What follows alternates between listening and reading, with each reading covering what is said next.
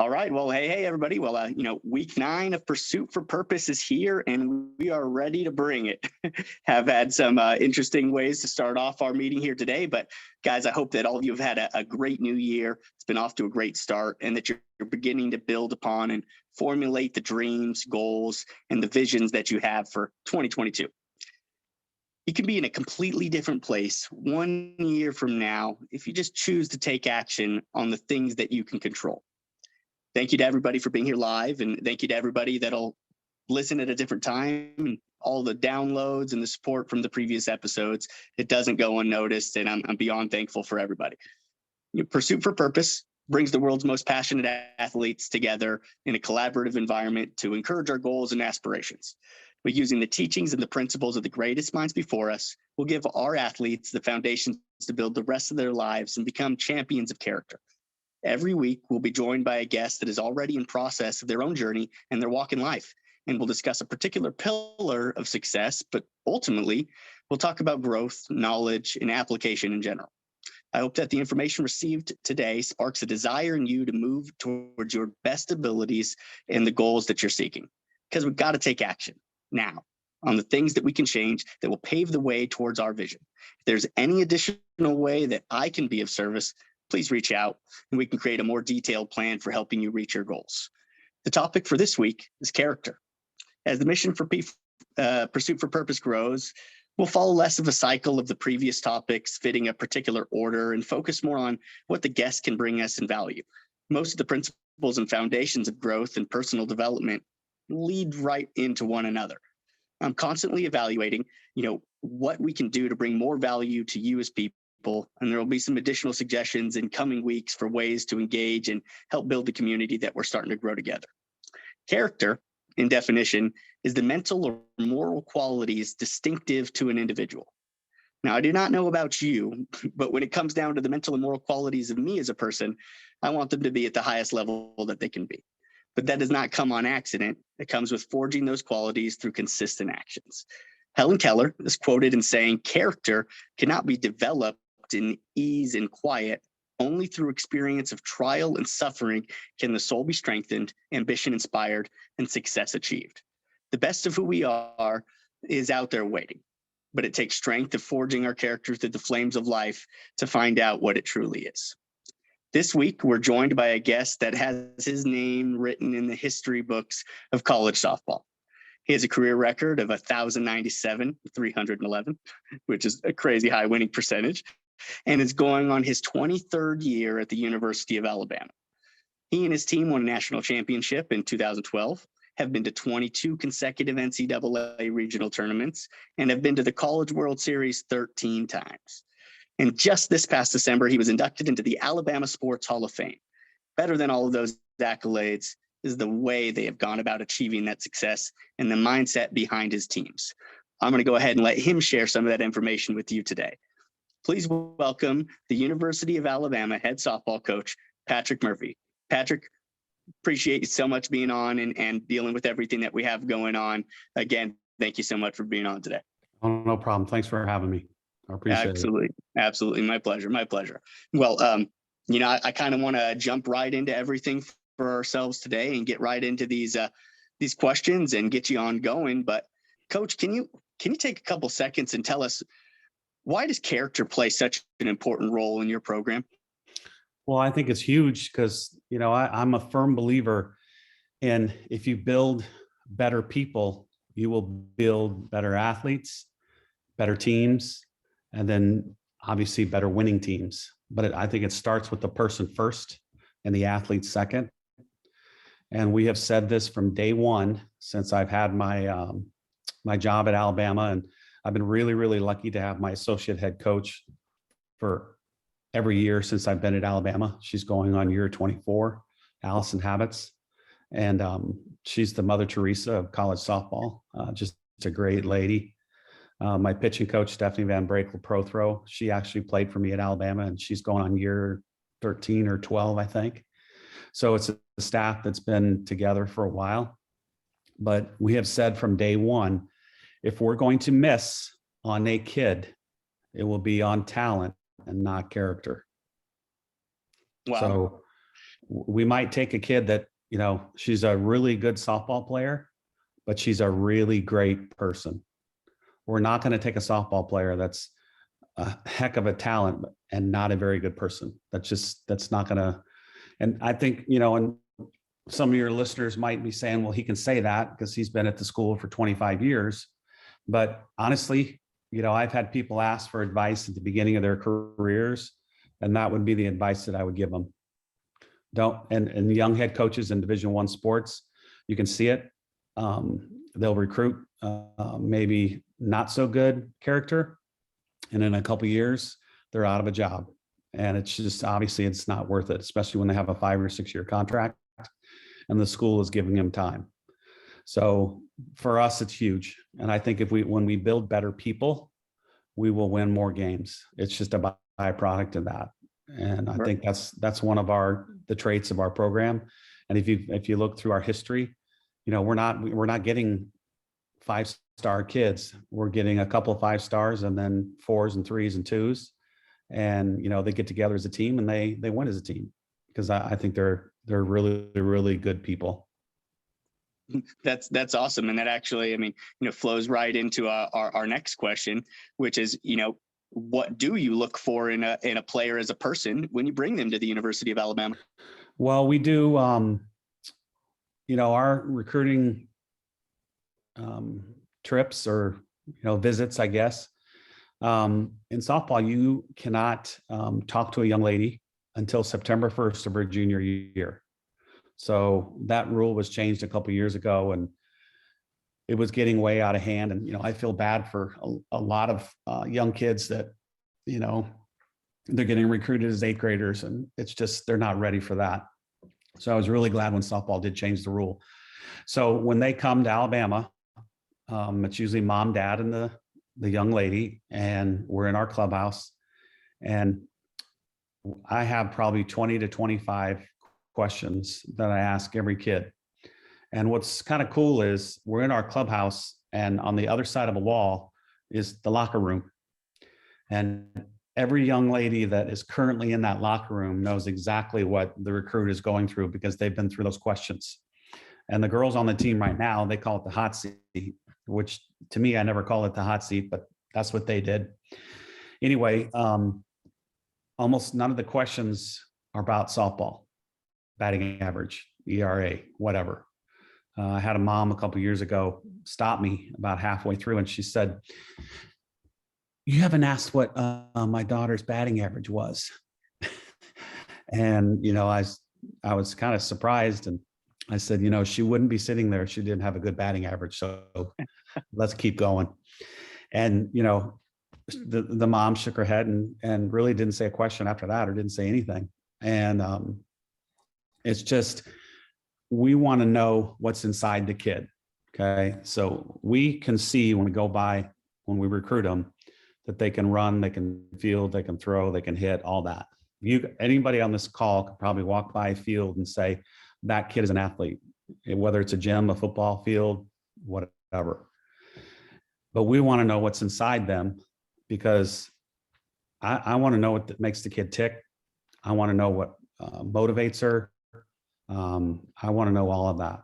So those questions that we ask really kind of paint a picture of who we're getting as a person. So I'll give you an example, and one of my favorites is this one. So I'll say, do you know what an intangible is? And sometimes they'll say yes, and sometimes they say no, and that's fine. So then I'll tell them, what an intangible is. And my whole staff played for me at one point. So, and they've gone through this too. So I'll say, do you understand now after describing what an intangible is? And they usually say yes.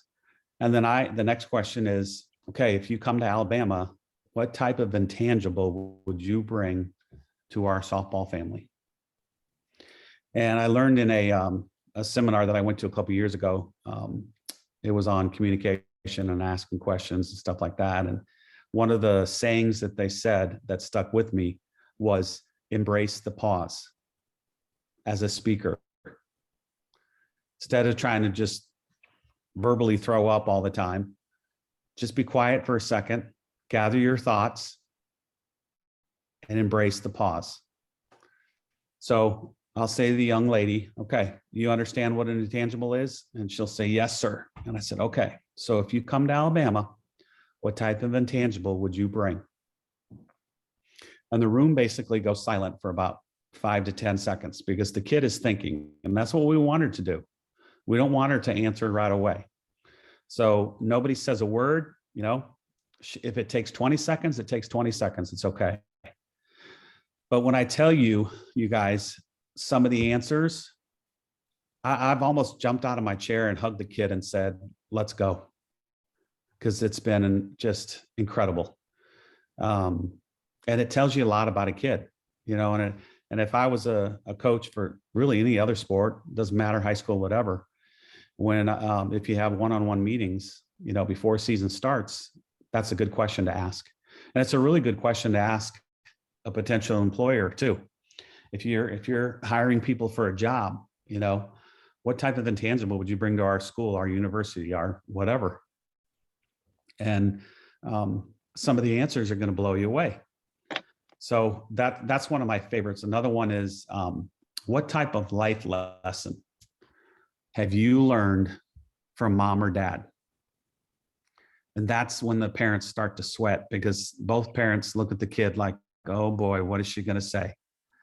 And some of those answers have also been just unbelievable because then, you know, I'm sitting there saying, that's the type of kid that I want in my program with that answer, because it's going to tell you a lot about, you know, how she was raised, you know, and I despise a sense of entitlement. I hate that. I don't want that in my program. And you can kind of sense that as well with some of the answers. If the young lady is entitled right now, and that's a tough one to get away from, but those questions when we sit there are really, really meaningful to us. And, you know, the answers have been just terrific over the years. And, you know, some kids have actually basically recruited us from those answers. And, you know, when we're done with that and the coaches will get together and like, we got to have her. And, you know, that's kind of how we build our program, really, from, you know, asking all those questions. And then obviously we do our research and call the high school coach and call the summer ball coach and anybody that knows her. We try to get, you know, as much as we can because we want to know what's inside them before they get here. And then as a sidebar to that, we have something called Intangible Week when they get to school. So they all know what an intangible is because they've all been asked that question. And then I will warn them, and usually it's probably going to be about a week because we haven't started practice yet. We don't start school at Alabama until the 12th. So maybe it'll be on a Thursday. And then I'll say to everybody, and we have a classroom setting at our stadium where we have video and computer and all that stuff. And everybody has assigned seats. And before practice, we usually go in our classroom, they sit down. We talk about any announcements, whatever, anybody has any questions, go over a little bit of practice. And then we try to do a life lesson. We do we watch a video, character has been a topic, grit, Mudita, resiliency, rejection, legacy, you know, all kinds of stuff. But they'll be sitting in the classroom and I'll say, okay, on Saturday morning, I'm going to ask what your intangible is going to be for the year. The older girls know what I'm talking about. The freshmen, they understand what an intangible is, but they don't know this activity. And then so I'll say to everybody, I'm going to ask everybody what your intangible is going to be. And you're going to say in front of everybody, usually 1 or 2 sentences, my intangible will be, and then they're going to fill in the blank. And they come up to the front of the room and there's 20 young ladies on the roster. So we'll have 20 intangibles and they'll have a chance, 2 chances to make sure that it's correct. So when they say it in front of the team, I'm writing it down. And then I actually say it back to them. And I said, is this what you said? And Maybe sometimes I'll get it wrong or whatever, and she'll correct me. And then on Sunday, I'll have it on a big piece of paper and I'll write it out. And then I'll go through it again and I'll say, okay, Chris, is this what you want? John, is this what you want? Kevin, is this what you want?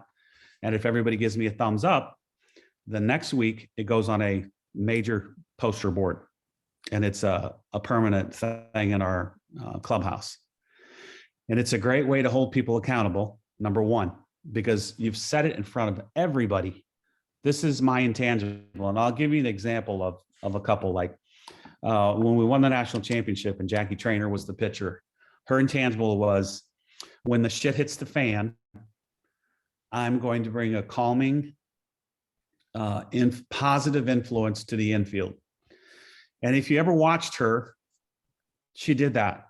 She was absolutely that way. And, when we won the national championship in the final game, we were up 5-3 in the 7th inning, and she gave up a solo home run to make it 5-4. The camera and the Jumbotron in Oklahoma City, you can't do anything without a camera on you. Okay. So she gives up the home run.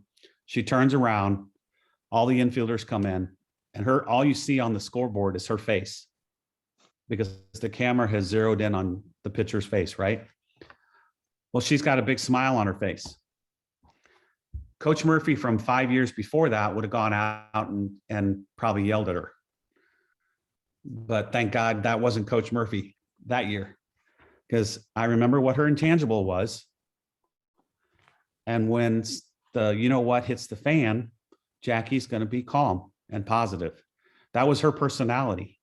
It wasn't that she didn't care that she gave up a home run like some people would think. It wasn't that she was laughing in the World Series. No, that was what her intangible was. She strikes out the next girl on 3 pitches looking, and we win the national championship. So one other girl that's just one of my all-time favorites, hers was, I'm going to bring supreme joy every single day when I step on the field. She did that. Absolutely. She was a role player. She was a backup catcher, but that was her job, and she played it to perfection. So you can't just, have them say this once at the beginning of the preseason and then never go back to it again. So usually during the season, 2 or 3 times, I'll bring the intangible poster board into that meeting, and I'll literally go up and down the roster, and I'll read it out loud, and I'll say, okay, Kirk says he's going to do this. Is he doing it? And then I ask for feedback. And it's a great way to hold kids accountable, and obviously for coaches, if somebody says they're going to bring supreme joy every single day to practice, and she's Debbie the Downer 4 out of the 7 days, she ain't holding up her end of the bargain, right? So that's a way for you to have a little intervention and say, is everything okay? And, then you bring out your intangible and say, this is what you were going to bring to the team, and I don't think you're bringing that. So what's going on? So it's been one of the most successful things we've done. And I know everybody looks forward to it as well. That's awesome. And Coach, it just seems like such a culture builder, like you said, the accountability factor of what gets to be brought to the table for each one of those players, knowing from each other what they're expecting from each other. And it really seems like it points it more towards that direction of being a player-led group than even a coaching-led group. And I got to give you some major props on being able to find that for yourself and be able to grow into that experience of where you're giving these girls that much more power and in finding themselves as athletes and as people. And also to yourself of just even recognizing that, hey, 5 years ago, Coach Murphy wouldn't have done this, but just even recognizing how much we evolve as people and coaches year to year. And that has to happen because we have to improve upon our own experiences. So I think that's awesome. And again, your answer leads right into some of the next stuff. Not only how, but, first, what is Mudita and how did it come to life in your coaching experience? Well, it's one of my favorite words, and everybody knows it is too. So this is on my desk at home. And I think it was 2012, and over Christmas break, I was reading a book called Help the Helper. And if you guys are readers, and I just reread it a couple of months ago because it had been a while, but it's by a MBA executive and a business professor. So it's a business sports book, but it's easy to read. It's not clinical at all. I wouldn't read it if it was, but for years and years and years, I would say to our team, if you can be happy for a teammate's success as if you did it yourself, the sky's the limit with this team. I mean, I would over and over and over say that. And it was so weird that several years we would have freshmen come in that would compete for the same spot, but also they'd end up being roommates. And I don't know how the hell it happened, but it happened several times. And I'm like, you know, I was like, I got to quit putting both shortstops together. I mean, I didn't know what, you know, so anyway, but can you be as happy for a teammate's success as if you did it yourself? So flash forward to 2012, reading the book, and probably in like the second or third chapter, there was a paragraph, and it started by saying, having vicarious joy in someone else's success. In other words, Mudita. And I couldn't believe it, because I was like, holy crap, there's a word that the word that describes what we're trying to get our kids to do since day one.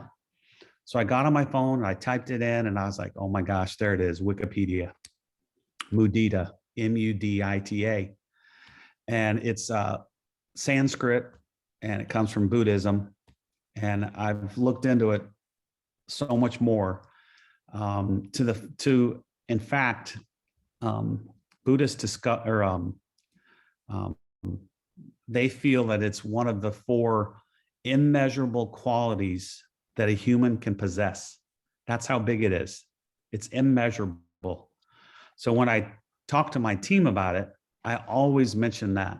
And I mean, if you look it up, it's, you know, it says there's so many things that if you can carry that with you in life, that you can overcome all kinds of things. And I haven't even touched the surface with it, to tell you the truth. But you know, and one of the greatest examples that I, you know, and I'll probably tell this to the team at our first team meeting, I try to do it every single year, that Mudita is one of the things that make us one of the best programs in the country, because the opposite of Mudita is jealousy and envy. And there's no English word that equals Mudita, but of course there's 2 opposites, and it's jealousy and envy. And in a team sport, envy is a dirty 4-letter word. And you all know what I'm talking about. And, you know, for an example, we had 2 shortstops, and they're trying to win the spot, and they're roommates, and the one wins the spot, and lo and behold, after they graduate, they're both maid of honors in each other's wedding, and somehow, some way, they stayed best of friends. And it is so cool to see when, you know, if you watch playoff baseball, you see it a lot. The regular season, I don't know why, but you don't. But in the playoffs start, you see it everywhere. You know, and one of the greatest examples of that was Charlie Morton this year with the Braves. After he got hurt, they interviewed him, and he said, it's so easy to root for everybody on this team. They're very likable. And what's better than rooting for a teammate's success? And I doubt that Charlie even knows what Mudita is, but he described it perfectly, which is kind of cool too. So it's been probably the biggest thing that's made us a winner year in and year out. But I'll say to the team, okay, we're going to speak this into existence. So somebody hits a home run, the crowd goes crazy. There's a fan that's late to the game that day, and he shuts his car door in the parking lot, and all he hears is a roar, and he knows that he missed something big. So he sprints into the ticket gate, shows his ticket, sprints down to his seat. The whole crowd is going crazy, and all he sees is the mosh pile at home plate after the home run. The goal for our team is to make that person who's late for the celebration, he has to say to his ticket people, his seatmates, who hit the home run, because everybody looks happy. That's the key, because then you have Mudita. But if you have one person that's like, oh, shoot, I'm never going to play. That was my position. And maybe they stayed at the end of the dugout or whatever it is. That's not a good thing. So there's a thing going around on Twitter and Instagram that says, until it's my turn, I will keep clapping happily for others. Basically, Mudita. Okay. Until it's my turn. The key word on all that was happily, though, because I was an education major at Northern Iowa, and one of my educational foundation classes when I was a junior, the professor told us the story of a first grade class, and the teacher was fake a lot. She kind of skated her way through, and the kids, first graders, could tell when she was faking it, if she was genuine or not.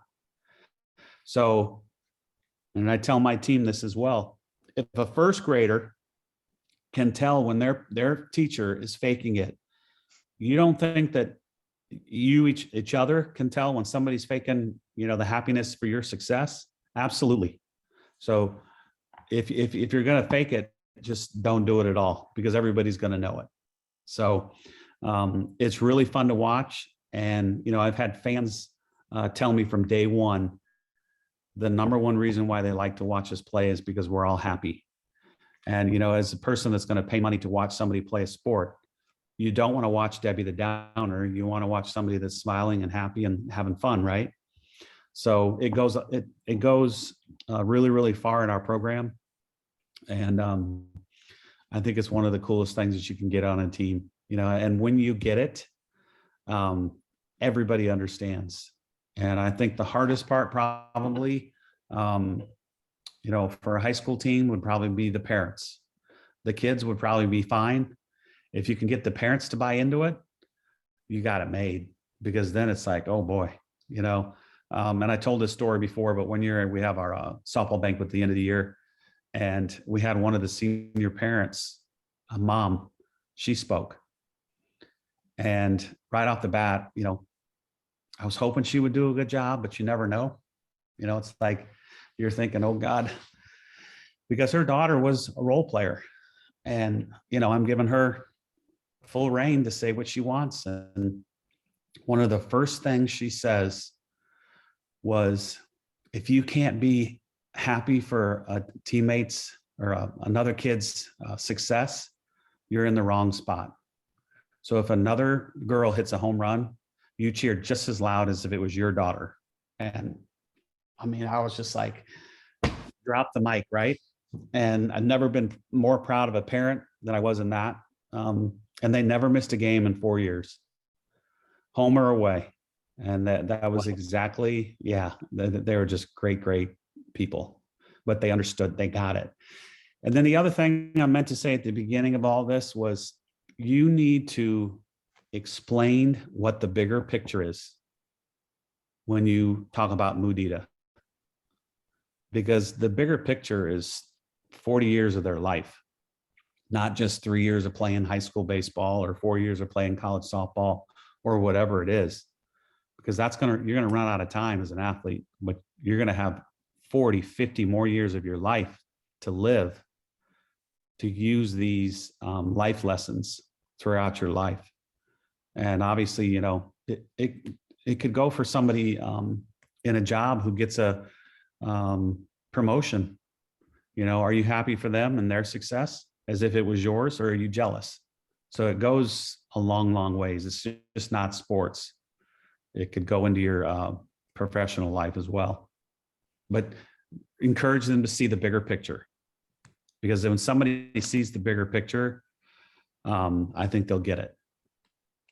And that has to be the biggest reward out of this for you as a human being, not just a coach, is getting to guide these other human beings towards the rest of their life, and using softball as a vehicle to help get them there, and helping them understand these different life lessons that they're encountering right now that they're going to use in the future. So I just think that it is so profound to be able to use the word Mudita that you know that found you in a way to be able to build this culture and direction and foundation of your program, and kind of leads me right into my next question. And just being with the college athletics, and athletes filtering in every year, and team dynamics changing constantly, how has your program remained so stable? I know Mudita can go a long way, but with personalities and just life itself, how have you guys remained so stable year in and year out? Well, I think it's number one, it's the kids you recruit. Is, we had 23s in this fall, and, parents say the same thing to me, how do we know you're going to be successful in 5 years? And obviously nobody really does, but I always say is, why would I change what I'm doing in terms of who we're recruiting and the way we do it? Because, we had a reunion a couple of years ago, and there were some kids from 2008, 2009, I mean, all throughout our program. But there was a young lady that graduated in 2015. And at one point she looked at the older ladies and said, I feel like you guys played with us. And they all started laughing, because it was like this personality carried on throughout, like a 15-year period. And, we recruit kind of the same type of kid, right? I mean, happy-go-lucky, good attitude, good character, it just kind of goes that way. So why would I change that part of the puzzle? I wouldn't. But I also think that, on the field, things like that, hitting, fielding, whatever, we try to be abreast of everything that's cutting edge and new stuff, and we don't want to get left behind. So we got to do our homework in that respect too. But, we try to do something different every single year that, maybe kids that hadn't seen it for 3 years, she's a senior now, and she's like, wow, what was that? And just little things like that. I read a book on Disney a couple years ago, and I wish I had it. I brought like 6 of my favorite books that I was going to tell everybody, but it's a small book, and you can probably get it on Amazon. It's about 120 pages, and it's about the service industry and how Disney does it. But one of the things I learned was Disney calls it a moment of wow. So it was described as every quarter they have new employee orientation. And there's a lot of people that work at Disney, right? And one of the main negative responses they got from their customers was, and their customers, it's usually a family of 4, 2 kids, mom and dad, right? That's the average customer for Disney. So they go to the parks, and it's all day long, and it's 8 a.m. to 10 p.m. They get back on this trolley, and they go from the trolley to the train, to the trolley, to another train, to a bus. And finally they get to their hotel. And when they get to their hotel, the mom and dads are just exhausted. All they want to do is go get a margarita, and the kids are crying and they're tired and screaming and whatever, right? So one of the executive vice presidents asked this new employee orientation, how could we make that a little better? What could we do to get rid of all those like negative barriers that the family feels when they leave a park? So there was a very innovative housekeeper, and her name was Helen, and it was her first day on the job, and she was at new employee orientation, and she listened. So the first night that she had turned down service, and obviously it's one of the nicer hotels at Disney, and she comes in about 7 or 8, and she turns down the bedspread, puts 2 chocolates on each pillow. If they had slippers, she puts slippers by the edge of the bed, puts the robe out, makes it really nice, right? Well, she noticed everywhere in this room was stuffed animals of every Disney character. Mickey, Minnie, Pluto, you name it. Everywhere on the floor was stuffed animals. And she thought, what the heck? So she picked up every one of those stuffed animals and she tucked them neatly into the 2 beds. Okay. So there was like 6 animals in one bed and 6 animals in the other. It was a 2 queen bed bedroom. So at 10 o'clock, when the family comes home and the 2 kids, and they open the door and they're screaming and yelling and, they're tired, and mom and dad, again, they don't want to deal with anything. The 2 kids run around the corner and they see the animals in bed and it looks like they're, actually sleeping. The son says, wow, mom, dad. And of course, mom and dad come running around the corner because they don't know what the kids saw. And here's all their stuffed animals sitting in bed. And it just completely took everything away from the parents. All the negatives that they were about to experience just went away. And it was a moment of wow. It didn't cost a penny, right? One person thought of it, just saw them on the floor, decided to tuck them into bed. Okay. So that's what I try to do. I try to create moments of wow on a weekly, sometimes daily, basis for our kids. Sometimes it doesn't cost a penny. Sometimes it might cost something. And then when I tell the story, I suggest to the players that they also try to create moments of wow. And I had a assistant AD. I went to dinner with somebody the other day, and we were with like 4 or 5 other people. And the assistant AD told the other people, you will know when you meet a softball player from Alabama for the first time. Her handshake is the best. And one of the things I learned at that conference in College Station was there's 8 steps to a professional handshake. So that's the first thing we teach our kids every single year. And when COVID came, I was so scared that we were never going to shake a hand again, because that's one of the biggest things that they learn. I was like, oh my gosh. I don't think there's 8 steps to a professional fist bump, right? But, and it created a moment of wow for this administrator. So I love that she affirmed the fact that it was a good handshake, and you can tell. So, that didn't cost a dime. It takes 5 minutes to go over the handout, and then we actually practice the handshakes. So little things like that, they go a long, long ways. Right. I mean, especially because it's taking care of the people within the ship and making them feel appreciated. And, many times what we talk about when we start getting into mindfulness training or the reasoning between doing some of these things is we don't know where these kids are coming from before they got to us at practice or a team meeting or anything like that. And if you're able to bring a wow moment that costs nothing but thought and intention and care, you change the entire course of a person's attitude of what they might have otherwise been coming into that meeting, and realizing that, hey, they're in a place in an environment of care and comfort, and where they can, seek to be growing their best. So Coach, I got to tell you, I'm going to be taking a few of these things that you've talked with us today and implementing them into some practices ourselves. And I wanted to actually go back to the intangible thing real fast, if you don't mind. And Jason had asked, are the coaches involved in the intangible exercise? Sometimes they are. The managers are definitely involved, because we usually have 3 to 4 managers every year. This year we have 2 gentlemen and a young lady. But they're always asked. So they definitely do. And, I was talking to a high school baseball coach from Birmingham one year, and he did this activity with his kids, his high school baseball players. And he has this huge dry erase board. So every kid came up and wrote his intangible on the dry erase board.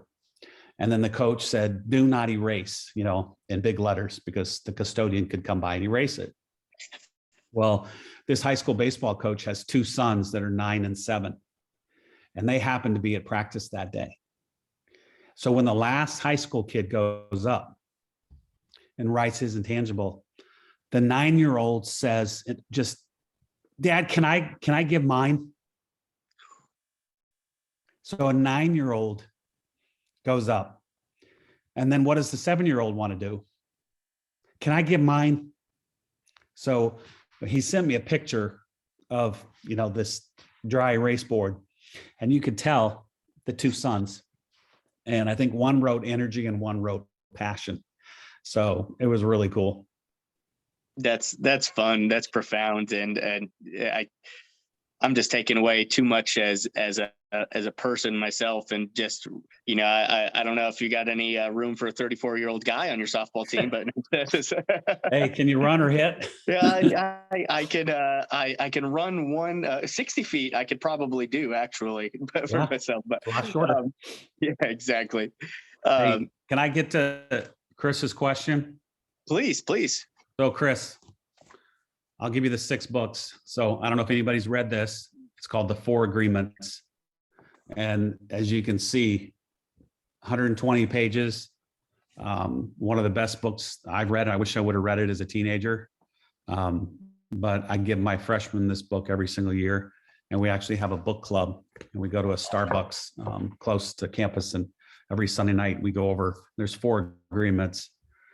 If you have a daughter, if you're going to coach females, this is another big one. So Strong Fathers, Strong Daughters. It's written by a lady that she's a medical doctor, learned a lot from her dad. And then I'm sure you guys have read this, Culture Code, Daniel Coyle. That's probably my all-time go-to for culture. Gen Z, Unfiltered. And this is a gentleman that I've learned a lot from, Tim Elmore. He's also an educational psychologist from Atlanta area, but he comes and works with Alabama athletes and coaches, and this is one of the best resources. He's got great stuff. And then I don't know if you've heard of this before, The Boy, the Mole, the Fox, and the Horse. And if you have young kids, it might be a really good book to read to them. But even if you have teenagers, and the author is from England, and he illustrates everything. Just a really good book, little life lessons throughout this whole book. This actually was from one of my former players. And she didn't realize that I had bought like 15 copies to send to people with kids. So, and then Joan Ryan is the author of this. This goes along with what I was talking about earlier, intangibles, and there's a lot of San Francisco Giants references, because I think she lives in San Francisco. So really good, and just things that you probably have thought of, but it's just like, man, some good stuff in there. So, and then there's a article in the Players Tribune, and it was called, I got to think of it, Casey, let me think. It was an article about a gentleman that got called up. He was a rookie with the San Francisco Giants, and he took the place of a gentleman that was already playing, and his name was Casey McGehee. I don't know if you guys have read it, but it's one of the best articles that you can find about Mudita, really from a professional person. I'd love to meet him, because he'd fit in with our group. Tremendous. What do you think? While you look for that, I just wanted to, thank you for sharing those 6 books for us, because essentially what I really view, Pursuit for Purpose as is a glorified club, a glorified book club, self-development club, personal development, self-growth. And ultimately, it really just seems like you guys are growing as people inside your ship at the University of Alabama, so much as human beings. And your sport kind of has no choice but to come along, because if you're pouring yourself into yourself as a person, then how are you not going to pour that same energy back into the other areas that you care about? So I think that's too awesome. And one thing that I would, I'll make this week as the actionable recommendation is get one of those 6 books and get to reading and make that something on your list, get to growing and trying to see if that's something that can help you out in any of your pursuits. And I already got a couple of these different ones underlined that I'll be getting onto Amazon here pretty quick and purchasing. So appreciate those shares. And I know with some of the technical difficulties, we're running a little bit longer. So if anybody had a question or two that they wanted to ask, feel free to put it in the chat for us, please, today. And, my last question that I had for Coach for myself was, Coach, what's your purpose? I would say to provide the best possible experience for a collegiate softball player that she can have. When they graduate and they say, this is the best decision I've made in my life, it's worth every ounce of work, sweat, tears, everything. And we've been lucky that we've had that said to us a lot. But that's what I try to do. I try to create the best possible experience on and off the field, for a 4-year career, because, there's not much in pro softball. And once they're done with us, that's it. So I want them to say nothing but good things when they leave here. That's awesome. And I think that's something that as most of us coaches, we genuinely would like to hear back, just as a knowledge of the work that we poured into these people, that there's something there. And if not, I still would like to hear what would you like to have had improved upon? And because I do want to continue these relationships in a positive manner. And I'm still young in my coaching journey, where I haven't quite gotten to that spot where it's coming, the circle's coming back around and they're thanking you for the things that they learned 10 or so years ago. I'm sure that's, all where there's a ton of give back at this point from the experiences that you gave to these girls 20 years ago are now pouring back into the program now and continuing to build that confidence of the girls that are in it right now, and that they know that they want to be those girls 20 years from now, pouring back into the school that gave them so much. So I think it is just such an awesome just experience of life that you've gotten to take in for yourself, of getting to be in one place in one time. As we know in the sports world right now, how easy it is to move, how easy it is to go on. But for yourself to stick into a place for so long and really build something, we don't get to see that much anymore. And so I think that's just so awesome for you as a person, that you have that experience within your heart. It's not even for anybody else. That's for you and your growth, and your feet are planted. Truly, we talk about be where your feet are. I'm pretty sure after 24 years for yourself, 25 years, you're where your feet are at right now, and it's truly been a testament as to why the people they've come in and gotten the experience that they have, because everybody's there, everybody's present, and realizes that this moment right now is the moment that leads to the next moment and the one beyond it. And we can't get to the future unless we go through this present moment right here, right now. So I've taken away too much from you as a person today, and I just look forward to watching softball this year, because I've gotten a chance to see you at the Dugout Chatter Summit, get a chance to speak with you now, read a little bit about you. It just makes me excited that I'm more in this for following people than I am a particular sport. And I'm going to root for the good people as they go. We had one question that somebody wanted to ask. Can you share some okay, let's see what we got. Yeah, it's the questions I asked a recruit, and I messaged Dominic. Right. I said I can send them to him over an email. Okay, perfect. And I think that's awesome. And well, if anybody else didn't have a question, or if Coach, if you didn't mind if they unmuted and asked themselves, it's all coaches right here. I don't want to take advantage of your time. I know we're already over the hour that I told you that we would be, but did anybody else have anything before I get towards wrapping us up here today? I just want to make sure, I know that you guys probably realize this, but what you teach will be passed on. And the other day I got a text message from one of my former players, and she said, at the letter said, passing it down. And then about 4 or 5 seconds later, here comes a picture. And the picture was of her 4-year-old son at the kitchen table, and he had crayons, and he was writing his thank you cards for his Christmas presents.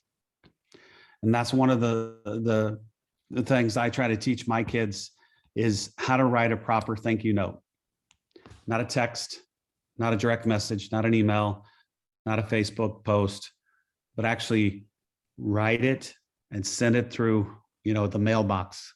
And sometimes I even have to tell him what a stamp is and how much it costs. But she had passed it down to her son, and he was writing his thank you cards. So they do remember things that you teach them, and it will be passed on from generation to generation. Always remember that. And hopefully it's something positive. Right. That's awesome. Coach, I can't thank you enough for taking the time to be with us, for wading through some technical difficulty waters for ourselves and everybody else that bared with the process as well too. I can't thank you guys enough for being a part of everything and just getting to join in some conversation. And I'll kind of leave you with the quote that I had seen for myself, and it's simple. It's from John C. Maxwell. It says, "Talent is a gift, but character is a choice." And I really think that goes a long way with where we get into college sports, when we have to start learning how to separate from where we've come from our talent, and start really recognizing that it is much more about life's journey than it is about the sport that we are playing. And I hope that all of us here on this call, anybody that happens to listen to this at a different time, we're all people that likely care a little bit more about where these kids grow into as human beings more than the wins and losses that we end up collecting. And I really hope that character and fundamentals, values, and principles can be something that is at the forefront of what we're guiding these kids towards being, because that is going to be the true mark of everything, is can we help people become contributors to society? And at the end of the day, I feel like that's the answer. Can we make a difference in the world through sports? And I believe the answer is yes. Coach, thank you so much for your time. Everybody, thank you so much for being on. It's been an honor to speak with such a legend in the game of softball. And again, I'm not lying when I say I'll be watching some Alabama softball this year. Hey, have a great year, everybody. Good to see you. I appreciate it. Have Thanks, a great Coach. one, everybody. Take care of yourself. Take care.